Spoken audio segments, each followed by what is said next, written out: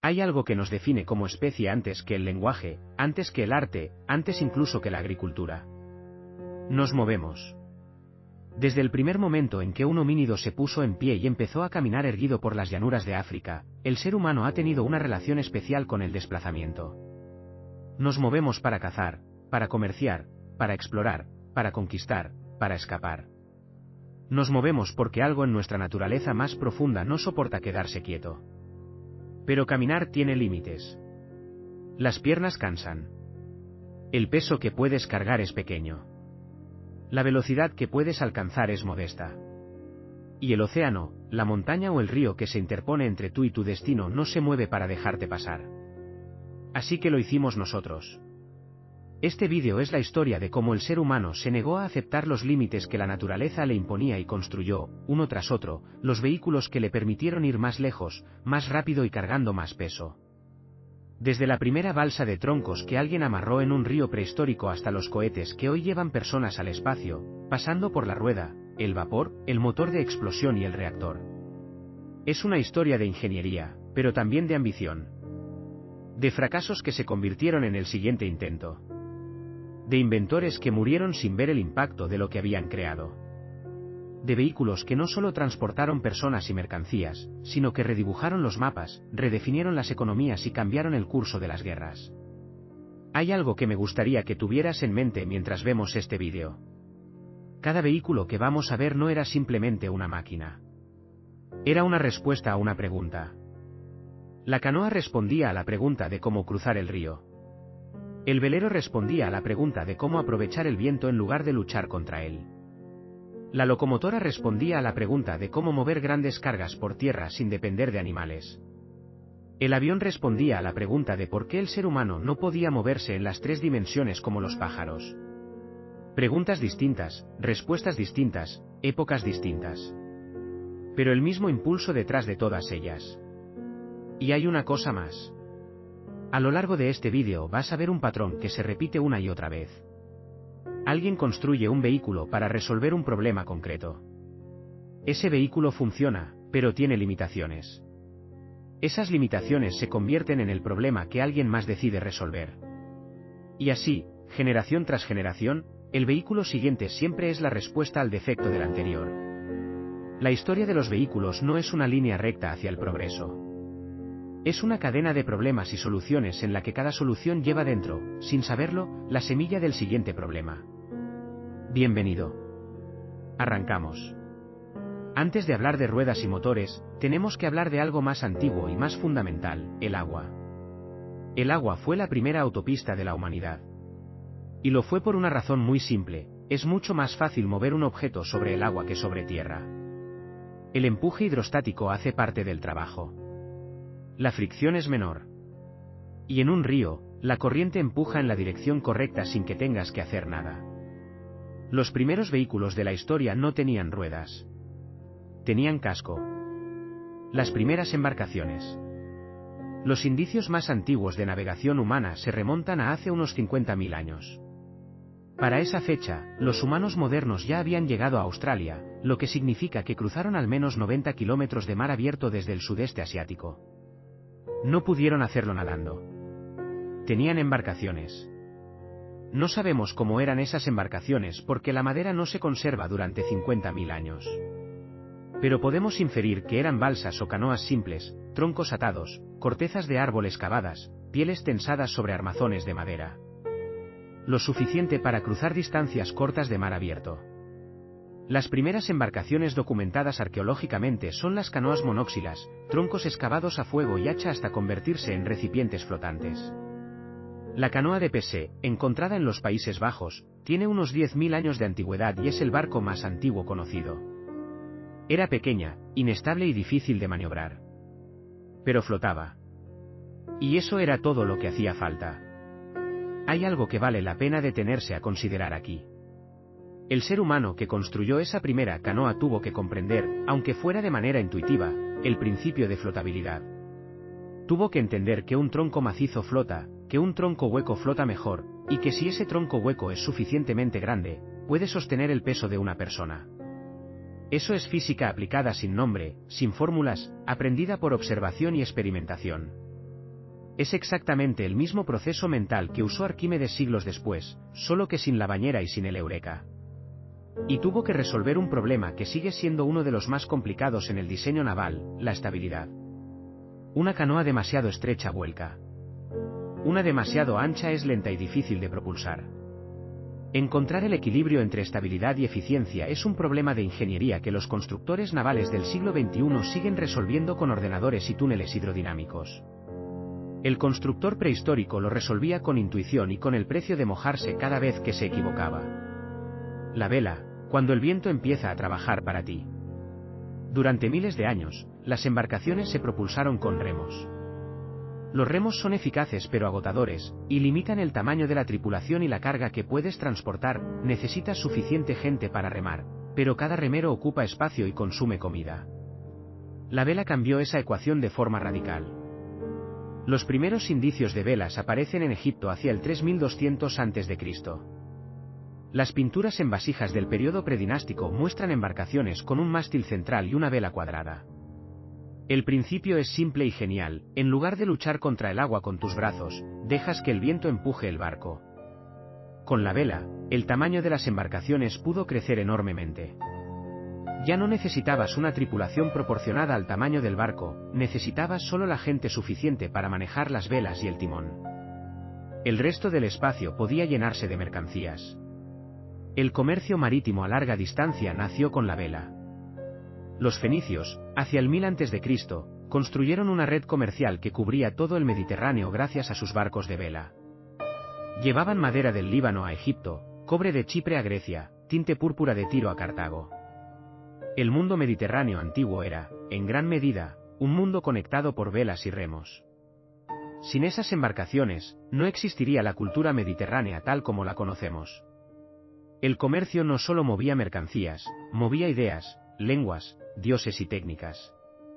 Cada barco fenicio era también un vehículo cultural. Los griegos y las trirremes, ingeniería naval de guerra.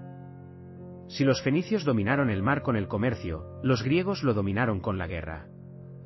La trirreme griega es uno de los vehículos más extraordinarios de la antigüedad. Era una galera de guerra con 3 filas de remeros superpuestas, de ahí el nombre, capaz de alcanzar velocidades de hasta 12 nudos en sprint. Para poner eso en perspectiva, un crucero moderno navega a unos 20 nudos. Una trirreme de madera y remos del siglo V a.C. alcanzaba el 60% de esa velocidad. El secreto estaba en la ergonomía del diseño. Las 3 filas de remeros estaban dispuestas de forma que cada uno pudiera remar con el máximo aprovechamiento de su fuerza sin estorbar a los demás. Era un problema de ingeniería espacial, encajar 170 remeros en un casco de 37 metros de longitud de manera que todos pudieran trabajar al unísono. Los ingenieros navales griegos lo resolvieron con una precisión que los arqueólogos tardaron décadas en descifrar. En los años 80, un grupo de historiadores e ingenieros navales construyeron una réplica funcional de una trirreme, la Olympias, para comprobar si los textos antiguos eran creíbles. Reclutaron voluntarios, universitarios, atletas, personas de toda condición física, y los entrenaron durante semanas para remar coordinados. El resultado fue sorprendente: con esa tripulación de voluntarios, la Olympias alcanzó 9 nudos sostenidos y velocidades de sprint cercanas a los 12 nudos. Los textos antiguos decían la verdad. Una embarcación de madera del siglo V a.C. era casi tan rápida en el agua como un velero deportivo moderno. En la batalla de Salamina en el 480 a.C., la flota griega de trirremes derrotó a la flota persa, mucho más numerosa, usando la velocidad y la maniobrabilidad de sus barcos para destrozar los cascos enemigos con su espolón de bronce. Fue la primera batalla naval en la historia decidida principalmente por la superioridad tecnológica de los vehículos, no por el número de combatientes. Si los persas hubieran ganado en Salamina, la historia de Europa habría sido completamente diferente. La democracia ateniense, la filosofía griega, los fundamentos de la civilización occidental, todo eso dependió ese día de la velocidad y la maniobrabilidad de unos barcos de madera bien diseñados. Tenemos que hablar de la rueda. Es el invento más icónico de la historia de la tecnología. Tan icónico que reinventar la rueda se ha convertido en metáfora universal de hacer algo innecesariamente desde cero. Pero la historia real de la rueda es mucho más interesante y sorprendente de lo que la mayoría de la gente imagina. La rueda no se inventó para transportar personas. Se inventó para el torno del alfarero. El origen inesperado de la rueda. Las evidencias más antiguas de ruedas aparecen en Mesopotamia hacia el 3500 a.C. Pero esas primeras ruedas no estaban en vehículos, estaban en tornos de alfarería. El movimiento rotatorio continuo se aplicó primero a fabricar cerámica, y solo después alguien tuvo la idea de ponerlo debajo de una plataforma para moverla. El primer vehículo de ruedas conocido es un trineo con ruedas de la cultura de Cucutén y Tripilla, en lo que hoy es Ucrania, datado hacia el 3500 a.C. No era exactamente un carro elegante, era una plataforma de madera sobre ruedas macizas de madera, probablemente tirada por bueyes. Pesaba muchísimo, se movía lentamente y necesitaba un terreno bastante plano para funcionar. Pero funcionaba. Y eso era revolucionario. Hay una razón por la que la rueda tardó tanto en aparecer. Para que una rueda funcione en un vehículo, necesitas dos cosas que parecen simples pero no lo son, un eje que gire con ella, y un soporte para ese eje que esté fijo al chasis. La conexión entre el eje giratorio y el chasis fijo es el problema técnico que tardó miles de años en resolverse. Sin esa conexión, la rueda se sale o no gira. La idea de la rueda no es difícil. La implementación mecánica que la hace funcionar en un vehículo sí lo es. Hay también algo que merece reflexión: muchas civilizaciones conocían la rueda y eligieron no usarla para el transporte. Los aztecas, por ejemplo, conocían el principio de la rueda. Hay juguetes con ruedas encontrados en yacimientos arqueológicos mesoamericanos, pero nunca construyeron carros. La razón probablemente es que en las Américas no había animales de tiro domesticados comparables al buey o el caballo europeo. Una rueda sin un animal que la tire es poco más que una complicación innecesaria. La tecnología no se adopta porque existe, se adopta cuando el contexto la hace ventajosa. El eje y la llanta, dos innovaciones que tardaron siglos. Las primeras ruedas eran discos sólidos de madera. Pesadas, difíciles de fabricar, propensas a romperse. La gran innovación que las hizo prácticas llegó hacia el 2000 a.C. en la estepa euroasiática, la rueda de radios. Una rueda de radios es mucho más ligera que un disco macizo porque elimina la madera que no es estructuralmente necesaria, dejando solo el eje central, la llanta exterior y los radios que los unen. Una rueda de radios puede ser tan resistente como un disco sólido pero con un tercio del peso. Y en un vehículo tirado por caballos, el peso de las ruedas importa enormemente, cuanto más ligeras, más rápido va el carro. Con ruedas de radios y caballos como fuerza motriz, el carro de guerra se convirtió en el arma más temible de la Edad del Bronce. Los hititas, los egipcios, los micénicos, todos los grandes poderes militares del segundo milenio se basaban su ventaja táctica en sus carros de guerra. El faraón Ramsés II en la batalla de Cadés, hacia el 1274 a.C., dirigió una de las mayores batallas de carros de la historia antigua. Era el equivalente de su época a una batalla de tanques. Hay un detalle fascinante sobre los constructores de ruedas en la antigüedad.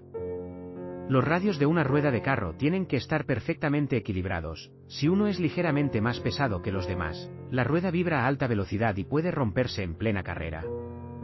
Conseguir ese equilibrio sin instrumentos de precisión, trabajando solo con la mano y el ojo, era un arte que tardaba años en aprenderse. Los constructores de ruedas eran artesanos de élite, tan valorados en sus sociedades como los herreros o los constructores de barcos. En algunos textos mesopotámicos aparecen mencionados con un título específico que no se usaba para otros artesanos. Los romanos y la red de transporte terrestre. Con los romanos, el vehículo de ruedas dejó de ser principalmente un instrumento de guerra y se convirtió en la columna vertebral de un sistema de transporte civil. Las calzadas romanas estaban diseñadas específicamente para el tráfico rodado. Su anchura estándar no era arbitraria, estaba calculada para permitir que dos carros pasaran en sentido contrario. Las anchuras de ejes de los carros romanos se estandarizaron, lo que significa que los surcos que dejaban en la calzada eran compatibles entre vehículos distintos. Hay una curiosidad histórica que a veces se presenta como leyenda urbana pero tiene bastante base real. El ancho estándar de las vías de ferrocarril modernas en Europa y América del Norte, 1435 milímetros, es casi idéntico al ancho de los ejes de los carros romanos. La explicación más plausible es que los primeros constructores de ferrocarriles en el siglo XIX usaron los mismos caminos y túneles que durante siglos habían usado las carretas, que a su vez habían heredado las dimensiones de los carros romanos. La Roma antigua influyó en el diseño de los trenes del siglo XIX sin que nadie lo decidiera conscientemente. Los romanos también desarrollaron una variedad notable de vehículos especializados. El cisium era un carro ligero de 2 ruedas para pasajeros, el equivalente de un taxi. El plaustrum era un carro pesado de 4 ruedas para mercancías. El carpentum era un carruaje cubierto de lujo para las matronas romanas. Ya en el siglo I después de Cristo existía toda una gama de vehículos adaptados a usos distintos. La especialización del vehículo según el uso es una idea que tiene 2000 años de antigüedad. Roma llegó a tener tantos vehículos circulando por sus calles que Julio César tuvo que prohibir el tráfico de carros durante el día en el centro de la ciudad, reservando las horas nocturnas para la entrega de mercancías. Es decir, Roma inventó también el primer edicto de restricción de tráfico urbano de la historia. Los problemas del tráfico no son un invento moderno. La Edad Media y el carruaje, cuando el vehículo se hizo confortable. Durante siglos después de Roma, el transporte terrestre en Europa retrocedió. Las calzadas se deterioraron sin mantenimiento, el comercio se contrajo y la gente viajaba menos. Pero en la Baja Edad Media, con el renacimiento del comercio y las ciudades, el vehículo de ruedas volvió a evolucionar. La innovación más importante fue la suspensión. Los primeros carruajes medievales no tenían suspensión, la caja descansaba directamente sobre los ejes, y cada piedra del camino se transmitía sin filtro al pasajero. Viajar en carruaje era un suplicio físico. Los nobles medievales preferían a menudo viajar a caballo, aunque fuera más lento, simplemente porque era menos doloroso. La suspensión por correas de cuero, que colgaban la caja del carruaje de un armazón mediante correas que absorbían los golpes, apareció en el siglo XIV y transformó el viaje en algo tolerable. Con suspensión, el carruaje se convirtió en un vehículo para largas distancias. Las diligencias, que conectaban las ciudades europeas en los siglos XVII y XVIII, eran carruajes con suspensión capaces de transportar una docena de pasajeros y su equipaje durante días seguidos. El servicio de diligencias fue el primer transporte público de larga distancia de la historia moderna. Tenía horarios, tarifas, paradas fijas y rutas establecidas. Era lento, una diligencia tardaba varios días en recorrer lo que un tren haría en horas, pero era predecible y relativamente seguro. Para millones de europeos del siglo XVIII, la diligencia era la única manera de ver el mundo más allá del pueblo natal. Las diligencias también generaron toda una infraestructura de apoyo, posadas donde los pasajeros dormían, establos donde se cambiaban los caballos agotados por caballos frescos, talleres de reparación en cada pueblo importante. La red de posadas de Camino Real es la primera cadena hotelera de la historia, nacida no del turismo sino de la logística del transporte. Y los cambios de caballos cada 20 o 30 kilómetros establecieron una red de puntos de servicio que prefigura de manera sorprendente la red de gasolineras que siglos después nacería con el automóvil. Los problemas del transporte se parecen mucho entre sí, independientemente de la tecnología que los impulsa. Volvemos al mar, porque entre el siglo XV y el XIX ocurrió algo extraordinario, el ser humano aprendió a navegar cualquier océano del planeta usando únicamente el viento. Eso puede sonar simple. No lo era en absoluto. El problema de navegar contra el viento. La vela cuadrada, que los egipcios usaron hace 5000 años, tiene una limitación fundamental, solo funciona bien cuando el viento sopla desde atrás o desde los lados. Si el viento sopla de frente, no puedes avanzar. Eso significa que, con vela cuadrada, solo puedes ir a donde el viento quiere llevarte. Para el comercio en el Mediterráneo, donde los vientos son bastante predecibles, eso era manejable. Pero para explorar océanos desconocidos, con vientos variables en todas direcciones, era un problema enorme. La solución llegó con un tipo diferente de vela, la vela latina, triangular, fijada a un mástil inclinado. La vela latina puede orientarse de muchas maneras distintas y permite a un barco navegar con el viento de lado y hasta cierto punto casi de frente, mediante una técnica llamada ceñir, avanzar en diagonal contra el viento, cambiando de diagonal periódicamente para ganar distancia en la dirección deseada. Los árabes y los marineros del Océano Índico dominaban la vela latina siglos antes que los europeos. Cuando los portugueses empezaron sus exploraciones en el siglo XV, adoptaron rápidamente este tipo de vela y la combinaron con la vela cuadrada para crear embarcaciones mixtas capaces de aprovechar cualquier viento. Pero no bastaba con el tipo de vela. Para navegar océanos desconocidos necesitabas también saber dónde estabas. Y eso era, en el siglo XV, el problema más difícil de todos. La latitud podías determinarla mirando la altura del sol o de la estrella polar sobre el horizonte, con un astrolabio o un cuadrante. Era complicado pero posible. La longitud, en cambio, era casi imposible de calcular con los medios de la época. Sin saber tu longitud, no podías saber qué tan lejos al este o al oeste estabas de tu punto de partida. Los marineros navegaban en parte por las estrellas, en parte siguiendo corrientes y vientos conocidos, y en mucha parte por intuición acumulada. La cantidad de barcos que se perdieron en el océano por no saber dónde estaban es incalculable. El problema de la longitud no se resolvió hasta 1773, cuando el relojero inglés John Harrison construyó un cronómetro marino lo suficientemente preciso para mantener la hora del puerto de origen durante meses de navegación. Conociendo la diferencia entre la hora local y la hora del puerto de origen, podías calcular la longitud. Fue uno de los mayores avances técnicos de la historia naval, y tardó décadas en ser aceptado porque los navegantes de la época confiaban más en sus métodos tradicionales que en un reloj. La carabela y la era de los descubrimientos. La carabela portuguesa del siglo XV es uno de los vehículos más influyentes de la historia, no por su tamaño ni por su velocidad, sino por lo que permitió hacer. Era un barco relativamente pequeño, entre 20 y 50 toneladas de desplazamiento, pero extraordinariamente maniobrable para su época. Combinaba velas cuadradas en los palos delanteros para aprovechar los vientos a favor y velas latinas en los palos traseros para navegar con vientos complicados. Tenía un calado poco profundo, lo que le permitía explorar costas y remontar ríos. Y era lo suficientemente pequeña para ser manejada por una tripulación de 20 o 30 hombres. Con la carabela, los portugueses cartografiaron toda la costa de África, doblaron el Cabo de Buena Esperanza en 1488 y llegaron a la India en 1498.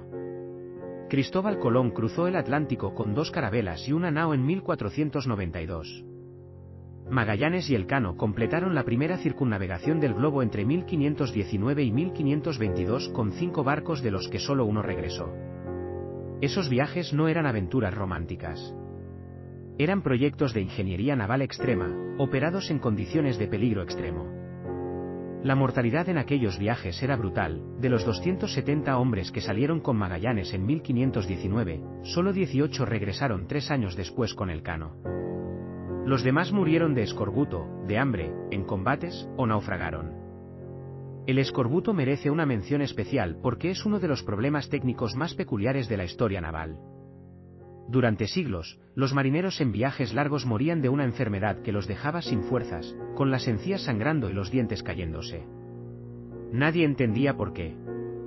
La causa era la falta de vitamina C, pero el concepto de vitamina no existiría hasta el siglo XX.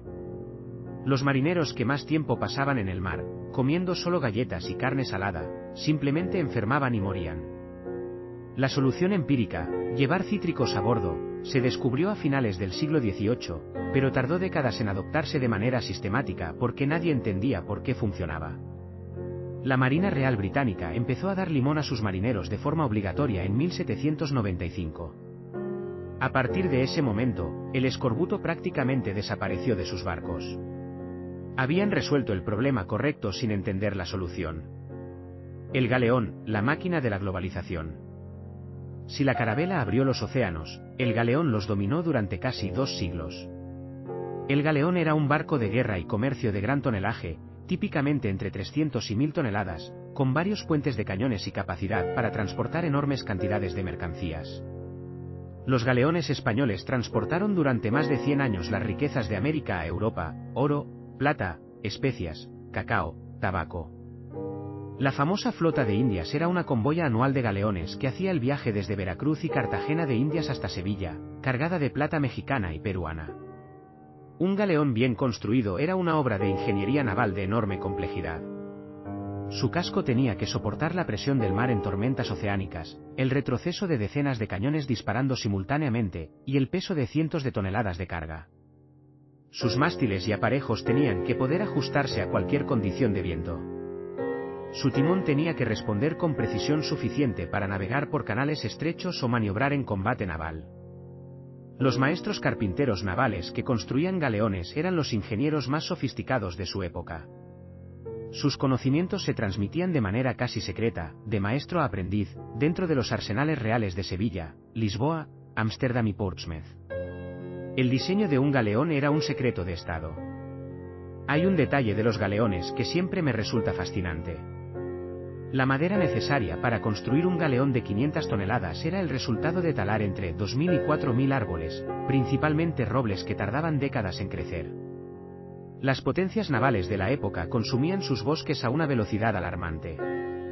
La deforestación de partes de Europa Occidental en los siglos XVI y XVII está directamente ligada a la construcción de flotas de guerra. El impacto medioambiental del transporte tiene siglos de antigüedad. Pero hay algo más. Para cuando un roble plantado hoy era suficientemente grande para ser usado en la construcción naval, habían pasado 80 o 100 años. Eso significa que cuando un rey ordenaba construir una flota, tenía que plantar los árboles varias generaciones antes.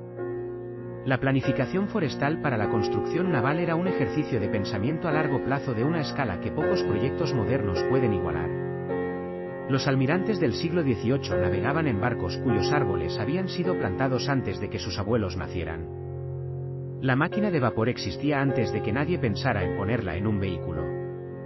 Durante décadas, las máquinas de vapor de Newcomen y Watt estaban fijas en las minas y las fábricas, conectadas al suelo por su propio peso y por las tuberías que las alimentaban. El salto conceptual que cambió todo fue simple de enunciar y difícil de ejecutar, ¿y si la máquina de vapor se moviera con el vehículo en lugar de quedarse quieta?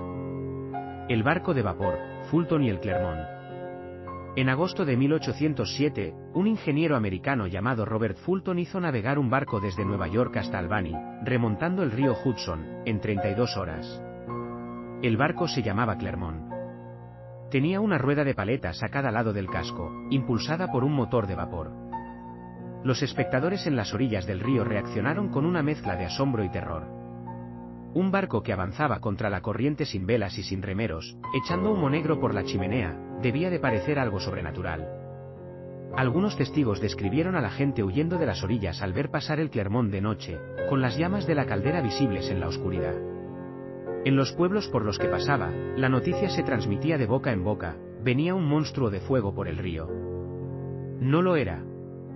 Era ingeniería. El Clermont no fue el primer barco de vapor de la historia, varios inventores anteriores habían experimentado con la idea, incluyendo el español Blasco de Garay en el siglo XVI y el americano John Fitch en el siglo XVIII, pero fue el primero en demostrar que era comercialmente viable. En pocos años, los barcos de vapor estaban operando en los grandes ríos de América del Norte, Europa y Asia. La ventaja del vapor sobre la vela era absoluta en los ríos y aguas interiores: podías navegar contra la corriente, podías moverte con viento en contra, podías mantener un horario fijo. Mark Twain, que trabajó como piloto de vapores en el Mississippi antes de ser escritor, describió el río como una autopista de agua constantemente transitada, con cientos de vapores moviéndose en ambas direcciones cargados de algodón, maíz, azúcar y pasajeros. Sin el vapor en el Mississippi, el centro agrícola de América del Norte no podría haber alimentado las ciudades costeras. El vapor no solo transportó personas, transportó la prosperidad hacia el interior de los continentes. El ferrocarril, velocidad que el mundo nunca había conocido.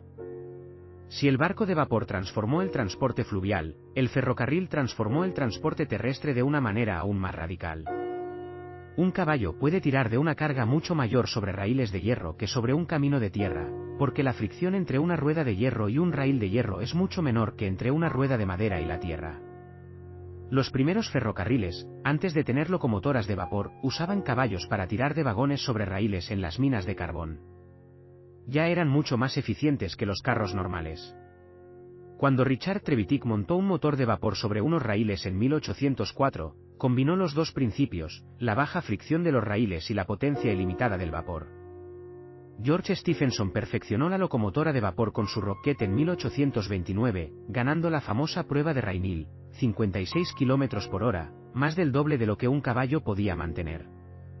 El público asistente estaba aterrorizado.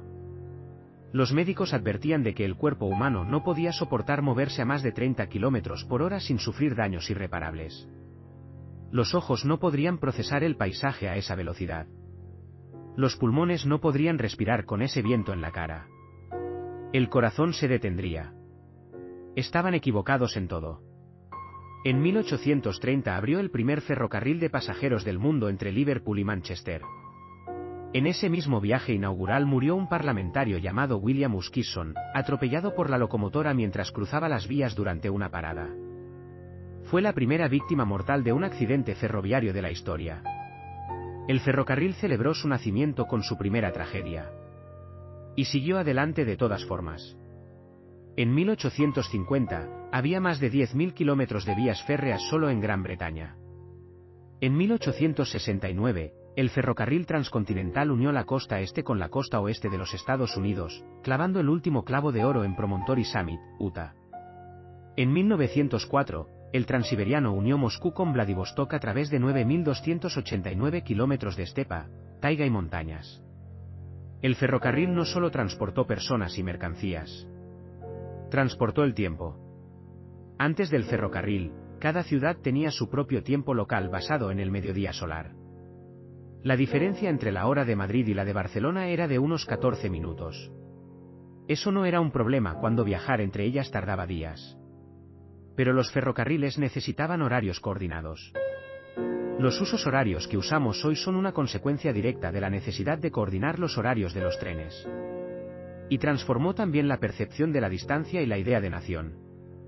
Antes del ferrocarril, muchos campesinos europeos nunca habían salido de su comarca. Con el ferrocarril, podías ir a la capital y volver en el mismo día. El mercado nacional comenzó a existir de verdad porque las mercancías podían moverse rápido y barato por todo el territorio. Sin el ferrocarril, la industrialización del siglo XIX habría sido imposible. Y sin la industrialización, el mundo moderno no existiría. Los grandes transatlánticos, palacios sobre el océano. Con el motor de vapor, los barcos oceánicos se transformaron también. Los veleros tardaban semanas o meses en cruzar el Atlántico. Un barco de vapor podía hacer la travesía en días, con un horario predecible. Eso transformó el comercio y la emigración transatlántica. Entre 1880 y 1920, más de 20 millones de europeos cruzaron el Atlántico hacia América en busca de una vida mejor. Casi todos lo hicieron en barcos de vapor. Sin esos barcos, el mapa étnico y cultural de América del Norte y del Sur sería completamente diferente.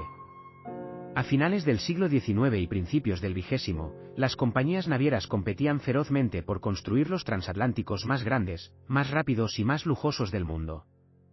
El premio informal del lazo azul se otorgaba al barco que cruzara el Atlántico en el menor tiempo posible. El Titanic, votado en 1912, es el símbolo más conocido de esa era. Era el barco más grande jamás construido en ese momento, 269 metros de eslora, 52.000 toneladas de desplazamiento, capaz de transportar más de 3.000 personas. Su hundimiento no fue un fracaso de la ingeniería naval en general, sino la consecuencia de una combinación de decisiones erróneas, velocidad excesiva en aguas con hielos conocidos, número insuficiente de botes salvavidas, compartimentos estancos que no llegaban hasta la cubierta superior. Lo que el Titanic nos enseñó, con un coste terrible, fue algo que los ingenieros de hoy tienen completamente interiorizado: el análisis de riesgos no es opcional. La Convención SOLAS de 1914 estableció normas mínimas de seguridad marítima que todavía están vigentes, actualizadas, un siglo después. El desastre del Titanic fue la base de la seguridad marítima moderna. A veces las normas de seguridad se escriben con sangre. En 1885, un ingeniero alemán llamado Karl Benz construyó en su taller de Mannheim un vehículo de 3 ruedas impulsado por un motor de explosión de gasolina. Lo llamó Motorwagen. Tenía una velocidad máxima de 16 km por hora y funcionaba durante aproximadamente una hora antes de quedarse sin combustible. Era ridículo comparado con un caballo. Y sin embargo, era el inicio de la mayor transformación en la movilidad terrestre desde la invención de la rueda. El motor de explosión y sus pioneros. El motor de explosión interna no lo inventó Benz. Cuando él construyó su Motorwagen, el motor de gasolina llevaba décadas en desarrollo. Nicolaus Otto había patentado en 1876 el ciclo de 4 tiempos que todavía usan la mayoría de los motores de gasolina actuales: admisión, compresión, explosión, escape. Gottlieb Daimler, que había trabajado con Otto, desarrolló en paralelo a Benz su propio vehículo de motor. Lo que Benz hizo fue diferente: diseñó desde el principio un vehículo concebido como un todo, donde el motor y el chasis estaban integrados. El Motorwagen de Benz es el primer automóvil en el sentido moderno de la palabra. Pero antes del motor de gasolina hubo otro que merece mención: el motor diésel, inventado por Rudolf Diesel en 1892. Diesel concibió su motor como una alternativa más eficiente y accesible que el de gasolina. Quería un motor que los pequeños artesanos y agricultores pudieran usar con combustibles baratos derivados del petróleo. Su historia tiene un final oscuro. Diesel desapareció misteriosamente durante una travesía en barco por el Canal de la Mancha en 1913, nunca se encontró su cuerpo, y las circunstancias siguen siendo un misterio. Su motor, sin embargo, sobrevivió y hoy impulsa la mayoría de los camiones, autobuses y buques del mundo. La primera conductora de la historia. Hay una historia del automóvil que no se cuenta suficientemente y que merece más atención. En agosto de 1888, mientras Carl Benz dormía, su esposa Bertha Benz cargó a sus 2 hijos adolescentes en el motorwagen, llenó el depósito de combustible con éter de petróleo comprado en una farmacia, y condujo desde Mannheim hasta Pforzheim, 106 kilómetros. Era el viaje en automóvil más largo que alguien había hecho hasta ese momento. Bertha tuvo que resolver por el camino varios problemas mecánicos que ningún manual describía porque nadie los había encontrado antes. Limpió el conducto de combustible obstruido con un alfiler de sombrero, reparó un cable de ignición envolviendo el aislamiento deteriorado con una liga de su media, y convenció a un zapatero de un pueblo de que le pusiera cuero nuevo en los frenos, que se habían desgastado en las bajadas. Bertha Benz era una ingeniera de campo improvisada que resolvió en tiempo real los problemas de un vehículo que nadie había probado en condiciones reales. Sin ese viaje, Carl Benz no habría sabido que el motorwagen necesitaba mejoras fundamentales antes de ser vendible. La primera clienta del automóvil fue también su primera ingeniera de pruebas. Y hay un detalle más, Bertha había financiado con su propia dote los experimentos de su marido. Sin su dinero, probablemente no habría habido motorwagen. La historia del automóvil empieza con una mujer. Ford y la producción en masa, el coche para todos. Durante las 2 primeras décadas del automóvil, los coches eran juguetes para ricos. Caros, complicados, poco fiables y difíciles de reparar. Un coche costaba lo que un obrero ganaba en varios años. Henry Ford cambió eso. En 1908, Ford lanzó el Model T, un coche sencillo, robusto y diseñado desde el principio para ser fabricado en grandes cantidades. Pero la revolución no fue el coche en sí, fue la manera de fabricarlo. En 1913, Ford introdujo la cadena de montaje móvil en su fábrica de Highland Park. El tiempo de fabricación de un Model T se redujo de más de 12 horas a 93 minutos. El resultado fue una reducción de precio espectacular, de $825 en 1908 a $260 en 1925. Ford también tomó una decisión que sus competidores consideraron una locura. En 1914 dobló el salario de sus trabajadores a $5 al día, el doble del salario medio del sector. La razón oficial era reducir la rotación laboral, que era altísima porque el trabajo en cadena era monótono y agotador. Pero Ford también era consciente de algo más: si sus trabajadores no ganaban suficiente para comprar el producto que fabricaban, el mercado del automóvil masivo nunca podría existir. La clase obrera tenía que poder comprar coches para que fabricar coches en masa tuviera sentido. Ford no solo inventó la cadena de montaje, entendió que la producción en masa requería también el consumo en masa. La autopista y la ciudad diseñada para el coche. El automóvil masivo transformó no solo el transporte sino la geografía humana. Las ciudades que habían crecido durante siglos a escala peatonal empezaron a reorganizarse alrededor del automóvil. Las autopistas abrieron el campo a la urbanización. Los suburbios residenciales surgieron a distancias que solo eran razonables en coche. Los centros comerciales rodeados de aparcamientos reemplazaron a los mercados del centro de la ciudad. La primera autopista del mundo fue la Autobahn alemana, cuya primera sección abrió en 1932. Las autopistas interestatales americanas, impulsadas por Eisenhower en los años 50, crearon una red de más de 75.000 kilómetros. Curiosamente, Eisenhower se inspiró en parte en las autopistas alemanas que había visto durante la Segunda Guerra Mundial, y justificó la inversión al Congreso en parte como infraestructura militar. En caso de guerra, las autopistas permitirían mover tropas y material por todo el país. Diseñar el mundo alrededor del coche tuvo consecuencias que todavía estamos pagando: ciudades que no funcionan sin él, dependencia del petróleo, contaminación atmosférica, decenas de miles de muertes anuales en accidentes de tráfico. Solo en España mueren más de 1.700 personas al año en accidentes de tráfico. En el mundo, la cifra supera el 1,5 millones anual. El automóvil es la tecnología de transporte que más ha transformado el mundo en el siglo XX, para bien y para mal. El sueño de volar es tan antiguo como la humanidad. Ícaro y Dédalo en la mitología griega. Los diseños de Leonardo da Vinci. Los experimentos de cientos de inventores que se lanzaron al vacío con artilugios de madera y tela y se rompieron los huesos. Durante miles de años, el vuelo fue un sueño. En 120 años se convirtió en turismo de masas. El globo, la primera vez que el hombre voló. El 21 de noviembre de 1783, en los jardines del Palacio de la Muette en París, dos hombres subieron a una cesta colgada debajo de una enorme esfera de tela y papel. La esfera se llenó de aire calentado por un brasero. La cesta se elevó del suelo. Los hombres, Pilatre de Rocier y el Marqués de Arlandes, volaron durante 25 minutos sobre París, cubriendo unos 9 kilómetros antes de aterrizar. Había sido obra de los hermanos Montgolfier, papeleros de Annonay, que habían observado que el humo ascendía y habían deducido que si llenaban una bolsa de humo caliente, la bolsa también ascendería. La explicación física que ellos daban era incorrecta, no es el humo lo que eleva el globo, sino el aire caliente más ligero que el aire frío circundante, pero el principio funcionaba. El rey Luis XVI ofreció mandar a dos condenados a muerte en el primer vuelo tripulado. Pilatre de Rocier se negó, no iba a dejar que los primeros aviadores de la historia fueran criminales. Hay una ironía oscura en esta historia. Pilatre de Rocier, el primer hombre en volar, sería también la primera persona en morir en un accidente de aviación, cuando su globo se incendió sobre el Canal de la Mancha en 1785, 2 años después de su vuelo histórico. El problema de los globos es que no puedes dirigirlos. Los globos dirigibles, los cepelines, llegaron a finales del siglo XIX, estructuras rígidas llenas de hidrógeno con motores de gasolina.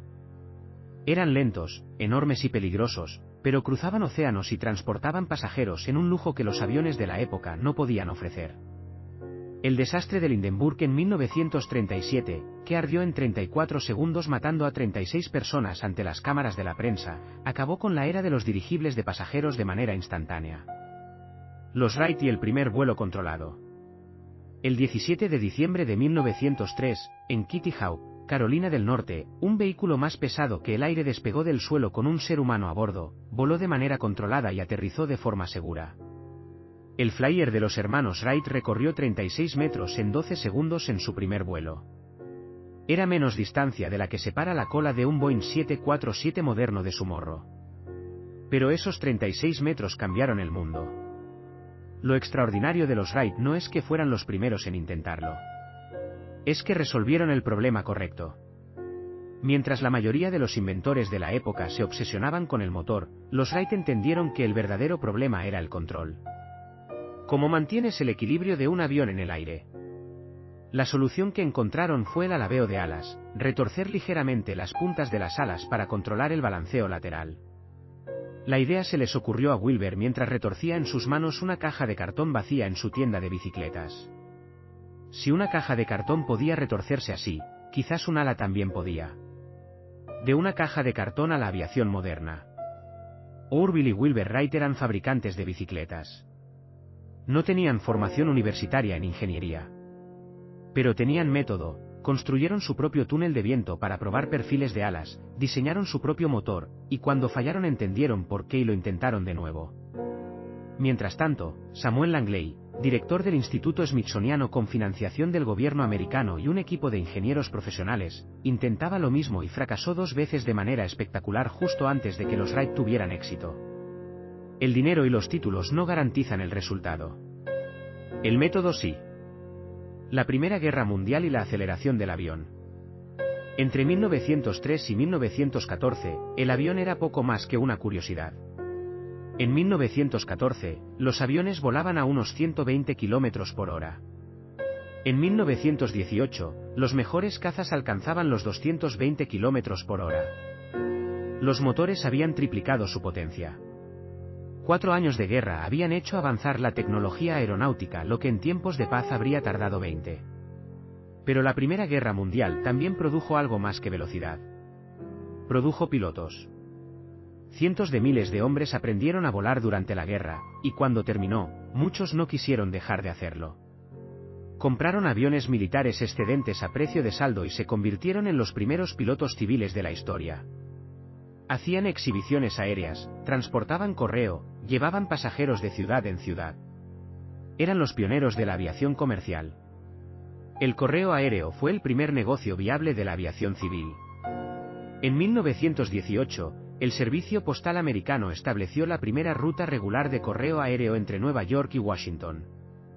Los pilotos volaban sin instrumentos de navegación modernos, siguiendo las vías del tren y los ríos cuando podían verlos, y a menudo simplemente esperando que las nubes se abrieran para reconocer el terreno. La mortalidad entre los pilotos de correo aéreo de los años 20 era espantosa. En los primeros 4 años del Servicio Postal Aéreo Americano, 31 de los 40 pilotos originales murieron en accidentes. Seguían siendo voluntarios porque la paga era buena y porque volar, incluso en esas condiciones, era lo que querían hacer. El jet y el avión moderno. La siguiente gran revolución en la aviación llegó con el motor de reacción. Frank Whittle en Gran Bretaña y Hans Bonoin en Alemania desarrollaron de manera independiente el motor de turbina a reacción. El primer avión de reacción operativo fue el Messerschmitt Me-262 alemán en 1944, 870 km por hora frente a los 600 de los mejores cazas aliados. Llegó demasiado tarde para cambiar el resultado de la guerra, pero demostró que el futuro estaba en los reactores. En 1952 entró en servicio el de Havilland Comet, el primer avión de pasajeros a reacción. Sufrió una serie de accidentes catastróficos por fatiga del metal alrededor de las ventanas cuadradas. Las ventanas ovaladas de todos los aviones modernos son una consecuencia directa de esos accidentes. La forma oval distribuye mejor los esfuerzos en los bordes y evita las concentraciones de tensión que agrietan el metal.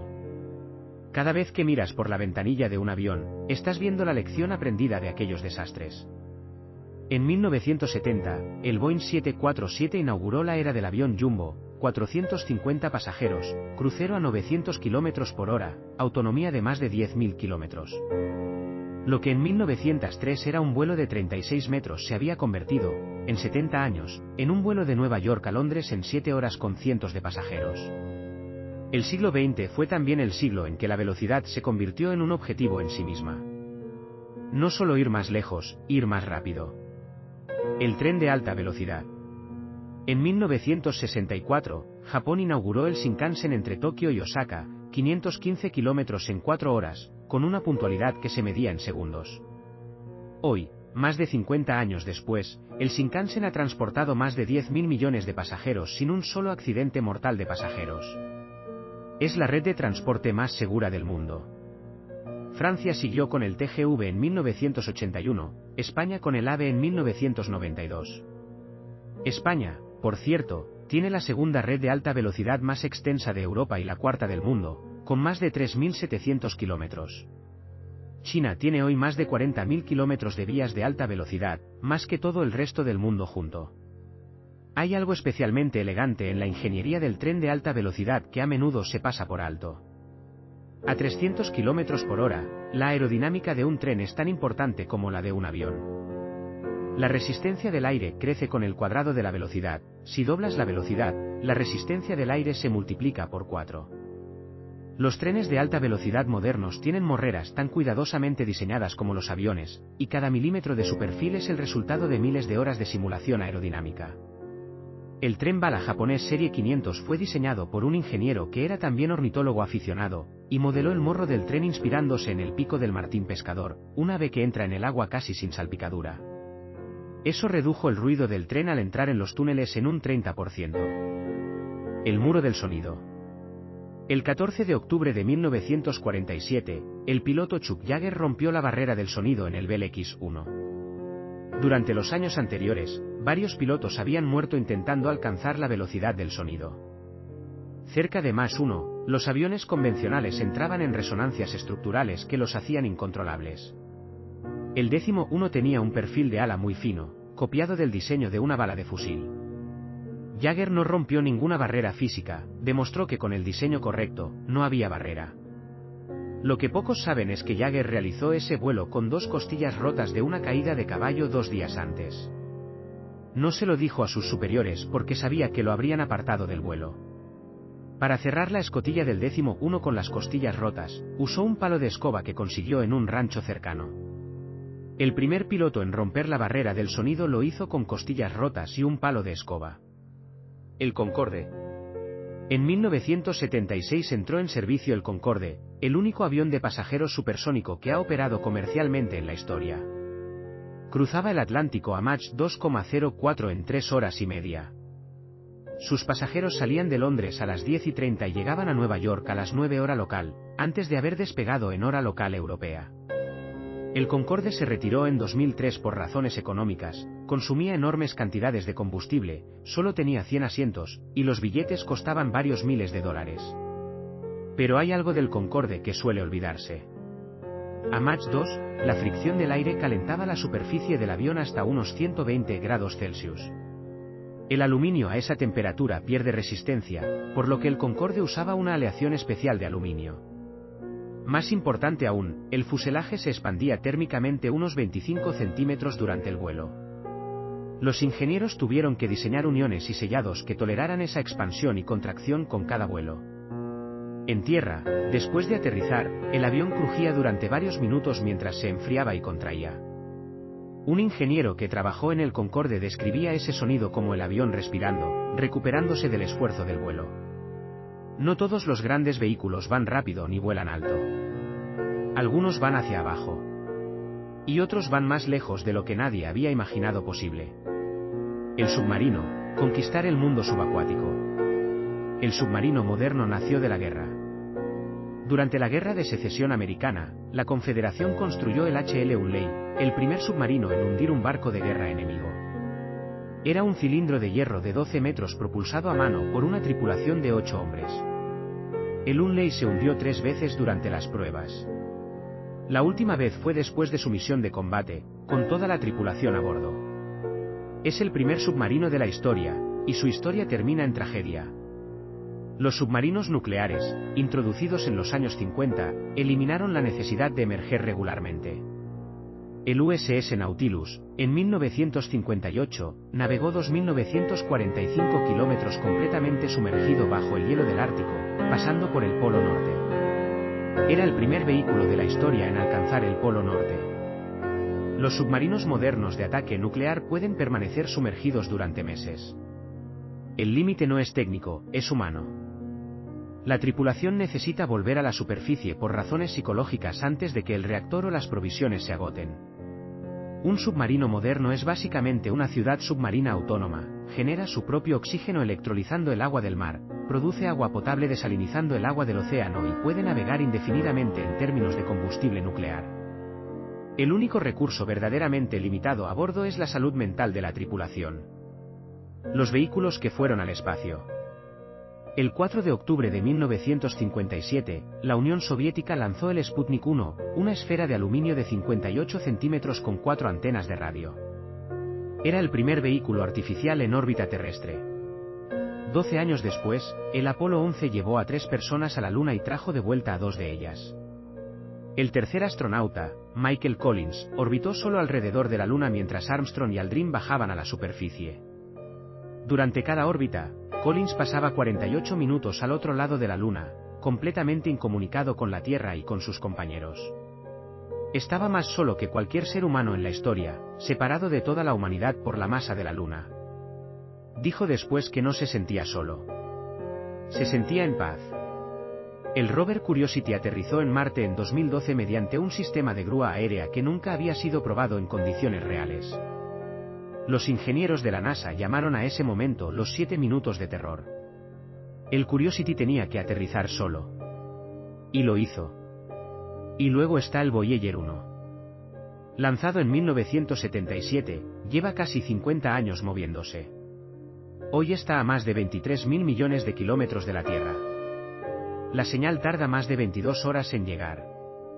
Sus instrumentos, diseñados en los años 70 con tecnología que hoy parece de museo, siguen funcionando y siguen enviando datos. El Voyager 1 es el objeto más lejano que la humanidad ha construido, y sigue moviéndose, sigue midiendo, sigue enviando información desde más allá del sistema solar. Hay algo profundamente conmovedor en eso. En algún lugar entre las estrellas, moviéndose a 17 kilómetros por segundo, hay una máquina que hicieron personas que ya son viejas o han muerto, con tecnología que sus nietos considerarían primitiva, y esa máquina sigue haciendo lo que le dijeron que hiciera hace medio siglo. Cuando la ingeniería se hace bien, dura mucho más de lo que nadie esperaba. En el otro extremo del espectro, el siglo XXI ha traído una revolución diferente en la ingeniería espacial, la reutilización. Durante décadas, los cohetes espaciales eran de un solo uso. Cada lanzamiento destruía el vehículo que lo hacía posible. SpaceX cambió eso. En diciembre de 2015, el cohete Falcon 9 aterrizó de pie, con sus propios motores, en una plataforma de aterrizaje, después de haber llevado una carga al espacio. Era algo que nadie había hecho antes. Ver ese cohete descender verticalmente, encender sus motores en el último momento y posarse suavemente como si fuera un ascensor al revés, parece magia. No lo es. Es control de vuelo computarizado a una velocidad y precisión que ningún piloto humano podría igualar. El cohete reutilizable ha reducido el coste de acceso al espacio en un orden de magnitud, y está abriendo posibilidades que hace 10 años parecían ciencia ficción. Estamos en un momento de inflexión en la historia del vehículo comparable a la introducción del motor de vapor o del motor de explosión. El vehículo eléctrico. Los coches eléctricos no son un invento del siglo XXI. En 1900, los vehículos eléctricos representaban el 28% de los coches en circulación en los Estados Unidos. Eran silenciosos y fáciles de usar, sin manivela de arranque ni cambios de marcha. Lo que los mató fue la batería. Las baterías de plomo ácido eran pesadas y de poca capacidad. Cuando Ford popularizó el Model T y el precio de la gasolina bajó, el coche de gasolina ganó. Para los años 20, el coche eléctrico había desaparecido prácticamente del mercado. Durante décadas, el problema de la batería siguió sin resolverse. Tesla lo cambió. No porque inventara la batería de iones de litio, esa tecnología existía desde los años 90, sino porque la llevó a una escala y una densidad de energía que hacía viable un coche eléctrico con autonomía real. El Tesla Roadster de 2008 recorría más de 300 kilómetros con una carga. Hoy, la Unión Europea prohibirá la venta de coches nuevos de gasolina y diésel a partir de 2035. El mayor desafío no es el vehículo en sí, es la infraestructura de carga y la generación de la electricidad que lo alimenta. Un coche eléctrico cargado con electricidad de una central de carbón no es necesariamente más limpio que un coche de gasolina eficiente. La transición eléctrica solo tiene sentido completo si va acompañada de una transición paralela hacia energías renovables. La movilidad compartida y el fin de la propiedad del vehículo. Durante todo el siglo XX, el vehículo fue sinónimo de propiedad individual. Tenías un coche. Era tuyo. Estaba aparcado el 95% del tiempo, depreciándose y costando dinero mientras no lo usabas. Un vehículo autónomo puede trabajar 22 horas al día en lugar de las 2 horas que usa un coche privado medio. El coste por kilómetro puede bajar hasta el punto de que sea más barato usar un servicio de vehículo autónomo compartido que poseer un coche propio. Los urbanistas calculan que entre el 30% y el 50% del suelo de una ciudad americana típica está dedicado al automóvil. Si ese porcentaje se redujera significativamente, la ciudad podría transformarse de maneras que todavía no somos capaces de imaginar. Aparcamientos convertidos en parques, calles recuperadas para peatones y ciclistas, barrios diseñados para las personas en lugar de para los coches. El vehículo autónomo. Conducir un coche es, desde el punto de vista computacional, una tarea extraordinariamente compleja. Requiere procesar en tiempo real un entorno en constante cambio, predecir el comportamiento de otros, tomar decisiones en fracciones de segundo. Resultó que el problema podía descomponerse en subproblemas manejables, detección de objetos con cámaras y sensores LIDAR, predicción de trayectorias mediante modelos estadísticos, planificación de rutas con algoritmos de optimización. Hoy, vehículos autónomos operan comercialmente en ciudades como San Francisco y Phoenix. El vehículo completamente autónomo en cualquier condición sigue siendo un objetivo, no una realidad generalizada. Pero la dirección es clara. Hay una pregunta filosófica detrás del vehículo autónomo que los ingenieros tienen que responder y que no tiene una respuesta técnica. Si un coche autónomo se enfrenta a una situación en la que un accidente es inevitable y tiene que elegir entre atropellar a un peatón o estrellar al pasajero, ¿qué debe hacer? Es la versión moderna del dilema del tranvía, un problema filosófico clásico. Y tiene que resolverse antes de que los coches autónomos circulen de manera generalizada, porque la respuesta tiene que estar programada de alguna manera en el sistema. Los ingenieros no pueden evitar la ética. Construir un vehículo autónomo requiere tomar decisiones morales y codificarlas en algoritmos. Hay también una pregunta de responsabilidad legal que todavía no tiene respuesta clara en la mayoría de los sistemas jurídicos del mundo. Cuando un coche autónomo causa un accidente, ¿quién es responsable? ¿El propietario del coche? ¿El fabricante del vehículo? ¿El desarrollador del software de conducción? En un coche convencional, la respuesta es simple: el conductor. Cuando el conductor es un algoritmo, la respuesta no es simple en absoluto. El derecho siempre va por detrás de la tecnología, y el vehículo autónomo es uno de los ejemplos más claros de ese retraso. Hemos recorrido 50.000 años de historia del vehículo en poco más de una hora. Hemos visto la primera balsa de troncos en un río prehistórico. Hemos visto las trirremes griegas destrozar la flota persa en Salamina. Hemos visto el Clermont de Fulton remontando el Hudson mientras los espectadores huían aterrorizados.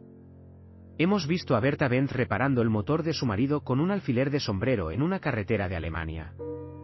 Hemos visto a los hermanos Wright volar 36 metros una fría mañana de diciembre en Carolina del Norte. Hemos visto al Concorde llegar a destino antes de haber despegado. Hemos visto al Curiosity aterrizar en Marte completamente solo, a 225 millones de kilómetros de cualquier ingeniero que pudiera ayudarle. Hemos visto al Voyager 1 cruzar los límites del sistema solar con tecnología de los años 70 que todavía funciona. ¿Qué nos dicen todos esos vehículos sobre nosotros? Nos dicen que somos una especie que no acepta los límites que la naturaleza le impone. El océano no se puede cruzar a pie, construimos un barco.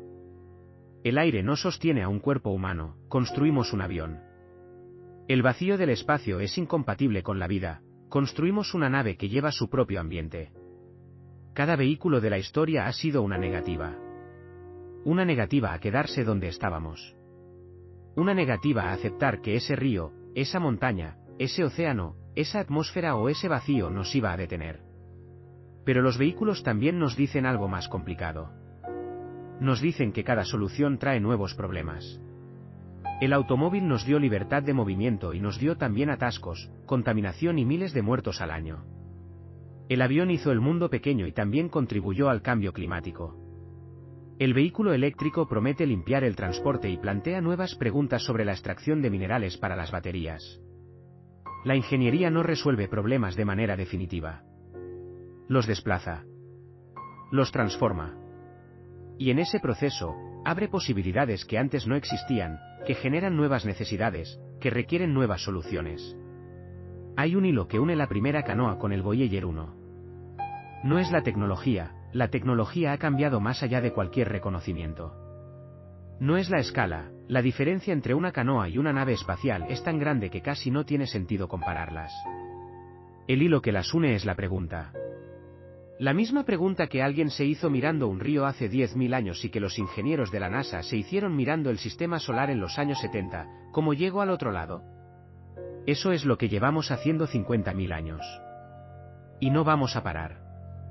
La próxima vez que subas a un coche, a un tren, a un avión, o simplemente cruces un puente sobre un río, piensa en la primera persona que miró ese obstáculo y pensó, tiene que haber una manera de cruzarlo. Esa persona y tú estáis conectados por una cadena ininterrumpida de ingenio humano que no ha roto ninguna guerra, ninguna caída de imperio, ninguna catástrofe. Y mientras haya un problema que resolver, seguirá sin romperse.